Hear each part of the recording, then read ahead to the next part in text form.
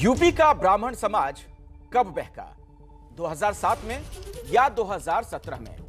यह सवाल खड़ा हुआ है मायावती के उस बयान से जब आज उन्होंने एक बार फिर ब्राह्मणों से बीएसपी की ओर मुड़ने की अपील की। 2007 में ब्राह्मणों के बल पर बीएसपी ने बहुमत की सरकार बनाई थी, फिर 2012 के चुनाव हुए, फिर 2017 के चुनाव, और तब उन्हीं ब्राह्मण वोटरों ने बीजेपी का साथ दिया तो बंपर बहुमत के साथ बीजेपी की सरकार बन गई। मायावती आज कह रही हैं कि ब्राह्मणों का सबसे ज्यादा फायदा बीएसपी के साथ ही होगा। एन चुनाव के पहले एक बार फिर बीएसपी को ब्राह्मणों की याद आने के बाद बीजेपी सवाल कर रही है कि 2007 में बीएसपी ने सरकार बनने के बाद ब्राह्मणों का कौन सा भला किया था? बीजेपी को भी आजमा लिया, कितना आजमाओगे? अब इनको तिलांजलि देनी चाहिए और बीजेपी के बहकावे में ना आकर तो सन 2007 की तरह बीएसपी से इनको जुड़ना चाहिए। तो 15 साल बाद मायावती ने एक बार फिर यूपी की सत्ता हासिल करने के लिए 2007 वाला सोशल इंजीनियरिंग का फॉर्मूला निकाला है। एक बार फिर मायावती की नजर बीएसपी के वोट बैंक दलितों के साथ ब्राह्मणों के गठजोड़ पर है और फिर से वो ब्राह्मणों से बीएसपी के साथ आने की अपील कर रही है। मुझे पूरा भरोसा है कि अब ये ब्राह्मण समाज के लोग जो इन्होंने पिछले चुनाव में इनको इनके बहकावे में आकर अपना वोट देकर इनकी सरकार बना दी थी पूरे 5 साल के लिए, अब वो पछता रहे हैं। लेकिन अब मुझे पूरा भरोसा है कि अब ये लोग इनके किसी भी प्रकार के बहकावे में नहीं आएंगे। यूपी में ब्राह्मण वोटरों की हिस्सेदारी और चुनावी नतीजों को पलटने की उनकी ताकत का आंकड़ा भी दिखाएंगे, लेकिन पहले जानिए कैसे 2007 में मायावती ने इसी सोशल इंजीनियरिंग के दम पर बहुमत की सरकार बनाई थी। 2007 के चुनाव में बीएसपी ने 56 ब्राह्मण उम्मीदवार उतारे थे। 56 में से 41 ब्राह्मण उम्मीदवार चुनाव जीते। ब्राह्मणों के समर्थन से पूर्ण बहुमत की बीएसपी सरकार बनी। मायावती सरकार में 7 ब्राह्मणों को मंत्री भी बनाया गया। बीएसपी ने तब अपने कोर वोट बैंक के साथ ब्राह्मणों को जोड़ने को सोशल इंजीनियरिंग का नाम दिया। उस राजनीतिक ऑपरेशन के कर्ता धर्ता थे सतीश चंद्र मिश्रा और तब से ही वो मायावती के सबसे बड़े और भरोसेमंद सिपाहसालार बने हुए हैं। एक बार फिर उन्हीं सतीश चंद्र मिश्रा की अगुवाई में मायावती ने ब्राह्मण भाईचारा सम्मेलन चलाने का ऐलान कर दिया है और इसकी शुरुआत होगी अयोध्या से। मैं इनको सन 2007 की तरह फिर से बीएसपी में जोड़ने के लिए इसी महीने 23 जुलाई से मेरे दिशा निर्देशन में बीएसपी के राष्ट्रीय महासचिव व राज्यसभा सांसद श्री सतीश चंद्र मिश्रा जी के नेतृत्व में इनकी धार्मिक भावनाओं को भी ध्यान में रखकर ये अभियान अयोध्या से शुरू किया जा रहा है। बीएसपी इस बार दलित, मुस्लिम और ब्राह्मण समीकरण बनाकर मैदान में आने की तैयारी कर रही है। इसी समीकरण ने 2007 में मायावती के लिए क्या कमाल किया था, उसे अब सीटों और वोट प्रतिशत के हिसाब से समझिए। 2002 के चुनाव में बीएसपी को 23% वोट मिले थे और 98 सीटें, लेकिन 2007 में दलितों और ब्राह्मणों को साथ लाने पर बीएसपी के वोट प्रतिशत में 7% के उछाल आया। 30% वोट मिले और सीटों का आंकड़ा 206 हो गया। और पिछले विधानसभा चुनाव यानी 2017 में बीएसपी को 22% वोट मिले, लेकिन सीटें घटकर सिर्फ 19 रह गई। यानी ब्राह्मण वोटरों को साधने के बाद मायावती को 2002 की तुलना में 2007 में बड़ी कामयाबी मिली थी। वोट प्रतिशत में 7% का उछाल आ गया था। वहीं ब्राह्मण वोटर 2017 में जब बीजेपी के खेमे में चला गया तो बीएसपी 19 सीटों पर सिमट गई। बीजेपी के 312 विधायकों में 52 विधायक ब्राह्मण चुने गए। ब्राह्मण वोटरों का यूपी में करीब 100 सीटों पर असर है। 1993 से 2002 के बीच चुनाव में औसतन 25 ब्राह्मण विधायक चुने गए। 2007 में मायावती के सोशल इंजीनियरिंग के बाद तस्वीर बदल गई। 2007 से 2017 तक हुए 3 चुनावों में औसतन 52 ब्राह्मण विधायक चुने गए। बीएसपी या बीजेपी से पहले ब्राह्मण कांग्रेस का मुख्य वोट बैंक माना जाता था। ब्राह्मणों ने 23 सालों तक यूपी की सत्ता पर राज किया। यूपी में आखिरी ब्राह्मण सीएम कांग्रेस के नारायण दत्त तिवारी थे। आजादी के बाद से ही ब्राह्मण वोटर कांग्रेस के साथ ही रहे, लेकिन राम मंदिर आंदोलन के वक्त से बीजेपी के करीब होते गए। शायद यही वजह है कि 1989 के बाद न तो यूपी में कांग्रेस की सरकार बनी और न ही कोई ब्राह्मण सीएम, क्योंकि इस वोट बैंक का कांग्रेस, बीजेपी और कुछ बीएसपी के बीच बंटवारा होता चला गया। लेकिन अगर एकजुट होकर किसी पार्टी का साथ ब्राह्मण देंगे तो उस पार्टी की ताकत कई गुना बढ़ जाएगी, क्योंकि यूपी में 10% से ज्यादा ब्राह्मण वोटर हैं। 2007 में कई सालों बाद बीएसपी की पूर्ण बहुमत की सरकार बनी तो उसका श्रेय ब्राह्मणों को ही गया। अब एक बार फिर मायावती यही कोशिश करना चाहती हैं, लेकिन ऐन चुनाव से पहले बीएसपी के ब्राह्मण प्रेम पर बीजेपी ने बड़ा पलटवार किया है। मायावती जी ने आज फिर ब्राह्मणों का अपमान करने का काम किया है। जिस तरह से उन्होंने कहा कि ब्राह्मण भटक गए, बहक गए, ब्राह्मण प्रबुद्ध होकर गए, और ब्राह्मणों के पद संदर्भ में पहले भी किस तरह की टिप्पणी बहुजन समाज पार्टी करती रही है, ये ब्राह्मण भूले नहीं। तिलक तराजू और तलवार, इनको मारो, इस तरह के कैसे कैसे नारे बहुजन समाज पार्टी ने गढ़े हैं। आज चुनाव नजदीक आ गया है, तब उनको अयोध्या याद आ रही है, ब्राह्मण याद आ रहे हैं, वरना पिछले चुनावों में कैसे वो मजहबी तुष्टीकरण करती रही है, ये उत्तर प्रदेश भूला नहीं है। उत्तर प्रदेश में सियासी जो गहमा गहमी है किस कदर तेज है, इसका अंदाजा आप लगा सकते हैं जिस तरह के बयानात आने शुरू हो गए हैं। इसी मुद्दे पर हम बातचीत करेंगे। बातचीत करने के लिए हमारे साथ जो जुड़ चुके हैं लोग, उनसे मैं आपका परिचय करवा दूं। सुधींद्र भदौरिया साहब हमारे साथ हैं, बीएसपी के प्रवक्ता, बहुत बहुत स्वागत आपका। कांग्रेस के प्रवक्ता सुरेंद्र राजपूत साहब भी हमारे साथ मौजूद हैं, बहुत बहुत स्वागत आपका। दिल्ली यूनिवर्सिटी के प्रोफेसर अवनिजेश अवस्थी और सीएसडीएस से प्रोफेसर अभय दुबे भी हमारे साथ जुड़ गए हैं, आप लोगों का भी बहुत बहुत स्वागत। और सुधींद्र भदौरिया जी, सबसे पहला सवाल मेरा आपसे ही है, बीएसपी सुप्रीमो मायावती को आखिर ये क्यों लग रहा है कि ब्राह्मण गुमराह हुए? देखिए, आप ये जानते हैं कि पिछले 5 वर्षों में जिस प्रकार की राजनीति उत्तर प्रदेश में रही है, उससे विशेष कर ये सभी लोग इस बात को जान गए हैं कि उत्तर प्रदेश में कुछ खास किस्म के लोग, दबंग किस्म के लोग, ये वहाँ के सत्ता और राजनीति में हावी हैं। जहाँ तक बहुजन समाज पार्टी का प्रश्न है, ये सर्व समाज की पार्टी है। पहले भी इसमें तमाम जो जातियां हैं उनके लोग रहे हैं, जो यहाँ पर प्रतिनिधि हैं वो भी रहे हैं, और उनके लोगों को सम्मान भी मिला है। इस बार भी, क्योंकि यहाँ पर हमने ये देखा है कि जाति एक इस देश की सच्चाई है। इस देश के अंदर इस सच्चाई को कोई नकार नहीं सकता, तो इसके सभी की भागीदारी हो, सभी की हिस्सेदारी हो, इसलिए इन लोगों को भी हिस्सेदारी, सभी की हिस्सेदारी हो, लेकिन बात तो ब्राह्मणों की हो रही है ना सुधींद्र भदौरिया जी। आज जो मायावती ने प्रेस कॉन्फ्रेंस की, वो तो ब्राह्मणों की बात कर रही है ना। अयोध्या से आप लोग ब्राह्मण सम्मेलन शुरू करने जा रहे हैं। जी हाँ, मैं कहाँ इनकार कर रहा हूँ, मैं तो कह ही रहा हूँ, क्योंकि हम लोगों ने हमेशा भाईचारा समिति बनाया, ब्राह्मण भाईचारा है, अन्य लोगों के भी भाईचारा हम लोगों के संगठन है, और ब्राह्मणों का इस उत्तर प्रदेश की राजनीति में एक असर है, जोर है, ये सभी लोग जानते हैं। और बहुजन समाज पार्टी के अंदर इसके दर्जनों मंत्री रहे हैं, ठीक है, कई दर्जन विधायक रहे हैं, आपने जैसा बताया, और इसलिए हम चाहेंगे कि इस बार सभी की हिस्सेदारी। ठीक है, प्रोफेसर अवनिजेश अवस्थी, पार्टी को बनाने में बड़ा योगदान जी। अवनिजेश अवस्थी जी, आपने सुधींद्र भदौरिया जी को सुना और बीएसपी सुप्रीमो मायावती का बयान भी आपने सुना होगा, और आरोप बीजेपी पर लग रहा है कि बीजेपी ने दरअसल ब्राह्मणों का सिर्फ इस्तेमाल किया, उन्हें गुमराह किया, उन्हें जो जगह मिलनी चाहिए थी जब बीजेपी की सत्ता आई तो वो जगह मिली नहीं ब्राह्मणों को।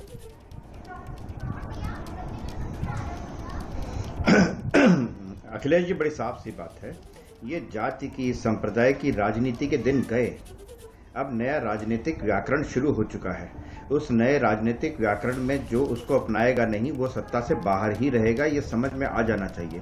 लोग अगर अभी भी जाति की, संप्रदाय की, वर्णों की राजनीति करेंगे तो वो सत्ता तक नहीं पहुंच सकते। बड़ी साफ सी बात है। यही मायावती जो डीएम भी कहती थी, दलित और मुस्लिम भी कहती थी, यही मायावती जो ब्राह्मण और दलित की बात करती थी, यही वही मायावती हैं जो ब्राह्मणवाद को गालियां दिया करती थी। यही तो वो मायावती हैं। सारा ब्राह्मण, तिलक तराजू और तलवार, ये क्या नारे लगते थे इनके? ये नारे लगते थे ना, ये सच है ना। सत्ता में आने के लिए आप 2-4 दिन, महीने, 2 महीने के लिए आप किसी को अपना भाई बना लो, कुछ और बना लो, वो अलग बात है। लेकिन अगर जाति और संप्रदाय से मुक्त होकर के अगर हर भारतीय नागरिक का या उत्तर प्रदेश के नागरिक अपना कानून व्यवस्था में उसका विश्वास बने, उसे लगे कि अब कोई भी व्यक्ति गलत करेगा, बसों को जलाएगा तो उसको भरपाई करनी पड़ेगी, उसको कानून का सामना करना पड़ेगा। ठीक है, लेकिन आपने जो एक बात कही यहाँ पर, वो विकास दुबे हो, अवस्थी साहब आपने जो बात कही, मैं उसी से जुड़ा सवाल पहले एक सुधींद्र भदौरिया से ले लूं, फिर बाकी मेहमानों का रुख करूंगा। सुधींद्र भदौरिया जी, आपने सुना तिलक तराजू और तलवार वाला नारा आपको ये लोग याद दिला रहे हैं और कह रहे हैं कि चुनाव के वक्त ही ब्राह्मणों की क्यों याद आती है? देखिए, ये इनका सोच हो सकता है, ये स्वतंत्र है, पर आपको मालूम है उसकी एक पृष्ठभूमि थी और इस प्रकार के नारे हम लोगों ने कभी नहीं लगाए। हम ये जरूर मानते हैं कि इस देश के अंदर एक मनुवादी व्यवस्था रही है और उस मनुवादी व्यवस्था के अंदर दलित, शोषित, वंचित समाज पर जुल्म और अत्याचार हुआ है और जिस प्रकार की हिंदुत्व की कल्पना भारतीय जनता पार्टी करती है और इसके अलावा अन्य पार्टी भी करती हैं, उसके अंदर ये जो शोषित वर्ग हैं, दलित हैं, वंचित हैं, महिलाएं हैं और आपको मालूम है शूद्र, पशु, ढोर और नारी ये सब हैं ताड़न के अधिकारी। तो उस संदर्भ में ये जो बातें उठती हैं उस पृष्ठभूमि में देखना और समझना चाहिए। हम लोगों ने ये नारा नहीं लगाया, पर ये जरूर है हम चाहते हैं एक समता मूलक समाज बने, परम पूज्य बाबा साहब के अनुसार जो संविधान, तो वो ब्राह्मण सम्मेलन करके वो समाज आप बना लेंगे, आपको ऐसा लगता है सुधींद्र भदौरिया जी? ब्राह्मण सम्मेलन करके वो समाज आप बना लेंगे? सर्व समाज में हम सभी को भागीदारी देंगे और सभी की हिस्सेदारी होगी, कानून व्यवस्था होगा, इसके साथ साथ किसान हैं, बेरोजगार नौजवान। ठीक है, सुरेंद्र राजपूत जी के पास में अब जाना चाहूंगा। ठीक है, आपकी बात हो गई, भदौरिया साहब ने समझ गया आपको। सुरेंद्र राजपूत जी, ये जो ब्राह्मणों को लेकर रस्साकशी जारी है, जाति के इर्द गिर्द उत्तर प्रदेश में राजनीति होती है, एक बहुत बड़ी सच्चाई। आप तमाम नेता या जो एक्सपर्ट से भले ये कह ले कि नहीं ऐसा नहीं होना चाहिए, ठीक है, आदर्श स्थिति वो है कि नहीं होनी चाहिए चीजें, जाति के आधार पर राजनीति नहीं होनी चाहिए, लेकिन होती हैं, यह हकीकत है। सोशल इंजीनियरिंग जो है वो मायावती ने जो सोशल इंजीनियरिंग किया था वो हर किसी को पता उसके बारे में।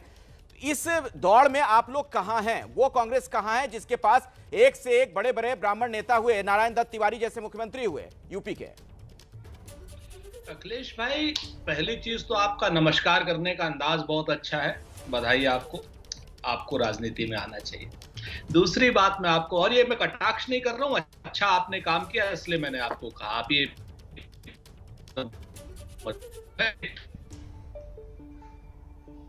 सर आप बात बड़ी अच्छी कर रहे थे लेकिन ऑडियो में कुछ दिक्कत आ रही है। हमारे पास जी दोबारा से बोल दीजिए सर, आपकी आवाज आ नहीं पाई थी। हाँ अभी आ रही है जी। हाँ, मैं ये कह रहा हूं कि अखिलेश भाई कॉम्प्लीमेंट लीजिएगा, आपका नमस्कार करने का अंदाज बहुत अच्छा था, इसके लिए आप बधाई लीजिएगा, आपको राजनीति में आना चाहिए। अच्छा ठीक है ना, ये कटाक्ष नहीं है, कॉम्प्लीमेंट है। दूसरी बात जो मैं कह रहा करने दीजिए सर, फिर अपनी बात रखिए आप। जी, दूसरी बात मैं ये कह रहा था कि भारत में कांग्रेस एकमात्र ऐसी पार्टी है जिसके पास कोई ब्राह्मण नेता नहीं था, कोई ठाकुर नेता नहीं था। सारे नेता हमारे आजादी के आंदोलन से पक करके, तप करके आए थे और उनको अगर आप ब्राह्मण, ठाकुर या बनिया या दलित के खांचे में डालेंगे तो मेरे ख्याल से उनके योगदान को छोटा करके आंकेंगे। एक बात मैं आपसे इस समय कह दूं, सुधींद्र भदौरिया जी के पिताजी भी कमांडर और उनकी माताजी भी कितने बड़े नेता थे, आप उनको ठाकुरों के उसमें नाप देंगे क्या? आप देख लीजिए इनको, ये इतने बड़े नेता परिवार के बेटे हैं, आज मजबूरी है पता नहीं किस लिए ये इन सारी बातें कर रहे हैं, लेकिन इतने बड़े परिवार के थे, उनको आप जाति के उसमें नहीं डांक सकते। यहाँ पर भाजपा का क्या है, कहते हैं ना कि दुरंगी छोड़ एक रंग हो जा, सरासर मोम या फिर संग हो जा। जिस पार्टी को भी विपक्ष में रहकर अखिलेश भाई पिछले 5 साल में जनता की याद नहीं आती है, जनता से जुड़े हुए मुद्दों की याद नहीं आती है, कोरोना काल में नहीं निकलती है, और जो पार्टी सिर्फ और सिर्फ अपने घर से चलाते हैं, जनता से जुड़े मुद्दों में एक आंदोलन नहीं करते हैं, वो लोग चुनाव आने के समय पर क्षत्रिय सम्मेलन, ब्राह्मण सम्मेलन, पिछड़ा सम्मेलन, बनिया सम्मेलन, ये सारे सम्मेलन करते हैं। और मेरा स्पष्ट आरोप है कि ये सब कुछ ये भारतीय जनता पार्टी के कहने से और कहीं ना कहीं संघ के कहने से कर रहे हैं। अच्छा, मतलब मायावती, एक मिनट सुरेंद्र राजपूत जी, ये तो आप एक बड़ी अजीब सी बात कर रहे हैं, मतलब मायावती जो कर रही है सारे सम्मेलन वगैरह वो आरएसएस के लोग बता रहे हैं। जी बिल्कुल, मैं आपसे जिम्मेवारी से कहता हूं कि मायावती जी इस वक्त भारतीय जनता पार्टी की अघोषित प्रवक्ता के रूप में काम कर रही है। जवाब दीजिए सुधीर मैं भदौरिया जी, अखिलेश जी सुधीर भदौरिया जी जवाब दीजिए, फिर मैं अभय दुबे जी के पास चाहता हूँ। कि मैं कह नहीं सकता, हम्म। इतना कवर फायर दे रही हर जगह पर। उन्हें पंजाब याद आता है, राजस्थान याद आता है, उन्हें उत्तर प्रदेश याद नहीं आता। उन्हें उत्तर प्रदेश कांग्रेस पार्टी वही पार्टी है, ये बोल लें उसके बाद मुझे अवसर दीजिएगा। हाँ बोलिए बोलिए सर, फिर मैं अभय दुबे जी के पास जाऊंगा, बोलिए। कांग्रेस पार्टी वही पार्टी है जो बंगाल में जब चुनाव हो रहे थे तो ये कुछ अन्य लोगों के साथ मिलकर वहां पर तृणमूल कांग्रेस को हराने के लिए पूरी ताकत लगा दी इन्होंने, और अपनी ताकत इसलिए लगाई क्योंकि वहां पर कौन जीतने वाला था, मुकाबला किनके बीच में था, तो इनके बारे में सब लोग जानते हैं। इसी प्रकार से ये अन्य राज्यों में भी जाके इसी प्रकार की भूमिका निभाते हैं। इनको कई मौके पर, क्योंकि हम लोग चाहते हैं इस देश के अंदर जहां तक हो सके, संभव हो सके, हम कोशिश करते हैं धर्मनिरपेक्षता रहे। इनकी सरकारों को हमने बचाने का काम किया। नहीं, लेकिन ये चुनाव के वक्त ही आप लोग सामने क्यों आते हैं, वो भी कह रहे हैं। सुरेंद्र राजपूत का एक बड़ा आरोप ये भी है कि चुनाव के वक्त ही सारी चीजें आप लोग को क्यों याद आती हैं, सड़क पे तो कभी संघर्ष नहीं करते, जब विपक्ष में रहते हैं तो नजर ही नहीं आते। पर ये लोग हमारी पार्टी को तोड़ने में लग जाते हैं। इनके पास अपनी दम नहीं है, तो चलिए दूसरी पार्टियों के सहारे आगे बढ़ना चाहते हैं। सुरेंद्र राजपूत जी जल्दी से, मुझे अभय दुबे जी के पास जाना है, जल्दी से। हाँ। अरे मैं अभय दुबे जी क्षमा मांग करके 5 सेकंड में अपनी बात कह रहा हूं। आदरणीय सुधींद्र भदौरिया जी तो बहुत बड़े नेता हैं, इनके पिताजी, और उनका तो बहुत बड़ा सम्मान है, लेकिन ये कहां है इनको खुद नहीं पता। बिहार में ये कांग्रेस को और आरजेडी को हराने के लिए भाजपा के साथ जाते हैं। अरे बंगाल के बताइए क्या था आपकी भूमिका? बंगाल में अपनी भूमिका स्पष्ट कीजिए, बंगाल में अपनी भूमिका स्पष्ट कीजिए, बंगाल में आपकी क्या भूमिका रही, और आप किन लोगों के साथ मिलकर आसाम में चुनाव लड़े? गद्दारों की तरीके से जाते हैं, ओवैसी की पार्टी से मिल करके कोई बात नहीं, हराते हैं। आपको शर्म नहीं आती? आपको चलिए हम बहस में वापस लौटते हैं, इस चीज से बाहर निकलेंगे, आपस में हम लोग तू में ना फंसे। प्रोफेसर अभय दुबे का मैं रुख करना चाहूंगा। भदौरिया साहब और राजपूत जी, 1 मिनट मुझे समय दीजिए, प्रोफेसर अभय दुबे जी के पास जाना है मुझे।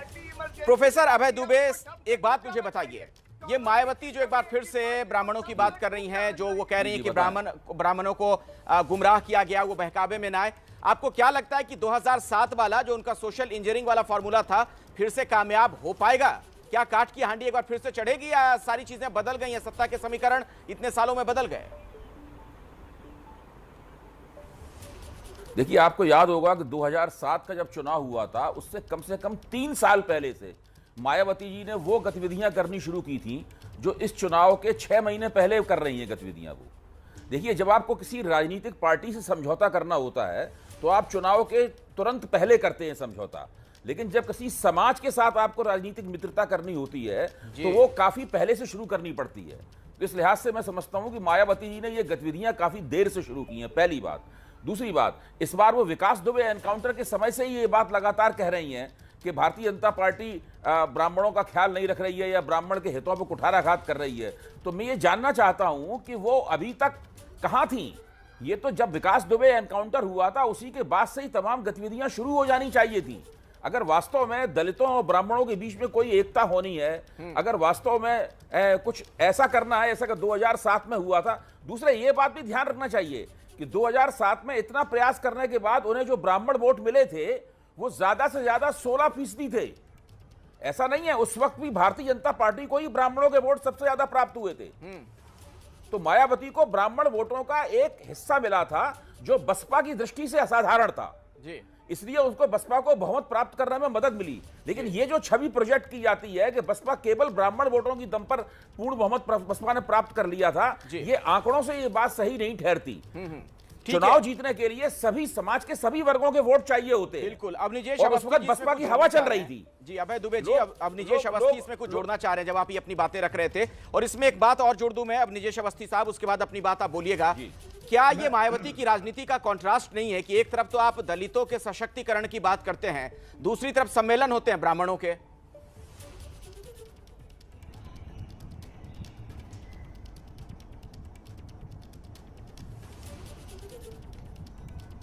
अब निजेश अवस्थी जी, जी जी जी जी जी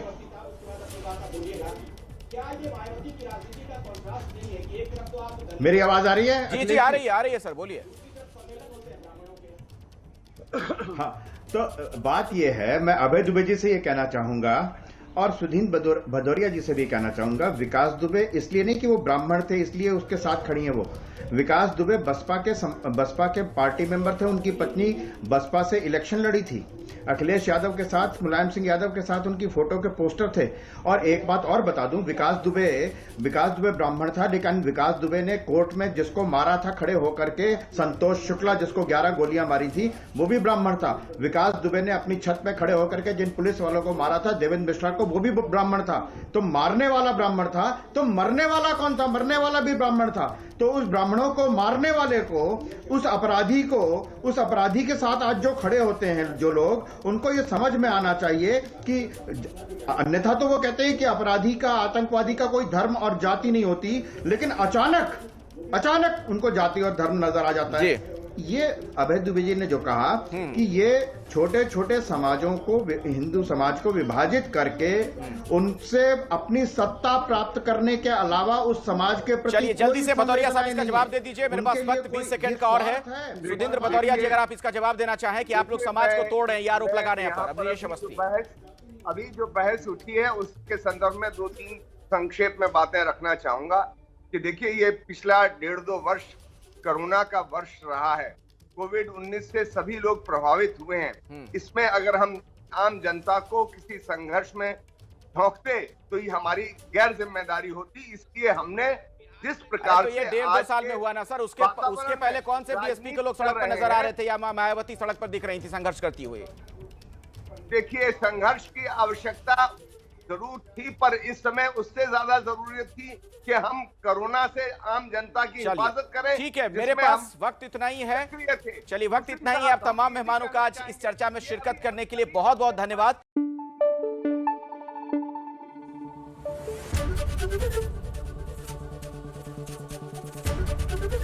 एबीपी न्यूज आपको रखे आगे।